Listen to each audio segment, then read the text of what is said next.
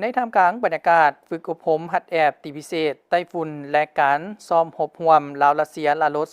2026ที่เข้มข้นกองทัพประชาชนลาวและรัสเซียได้จัดกิจกรรมแลกเปลี่ยนเอกลักษณ์ด้านอาหารของสองชาติเพื่อเป็นการผ่อนคลายพร้อมทั้งสร้างความเบิกบานมวลซื่นและหัดแน่นความสามัคคีระหว่างสองกองทัพกิจกรรมดังกล่าวเข้าร่วมโดยสหายพลเอกคำเลี้ยงอุทกไกรสอนรองนายกรัฐมนตรีกระทรวงป้องกันประเทศแห่งสาธารณรัฐประชาธิปไตยประชาชนลาวและสหายเซเกรซอสเกอร์เอกอัครราชทูตวิสามัญผู้มีอำนาจเต็มแห่งสหพันธ์รัสเซียประจำสาธารณรัฐประชาธิปไตยประชาชนลาวพร้อมด้วยคณะชี้นำการซ่อมรบร่วมของทั้งสองฝ่ายในโอกาสที่มีความหมายนี้สหายเซเกรซอสเกอร์ได้กล่าวเปิดพิธีพร้อมทั้งเสริญสหายรัฐมนตรีกระทรวงป้องกันประเทศแห่งสาธารณรัฐประชาธิปไตยประชาชนลาวพร้อมด้วยคณะร่วมรับประทานอาหาร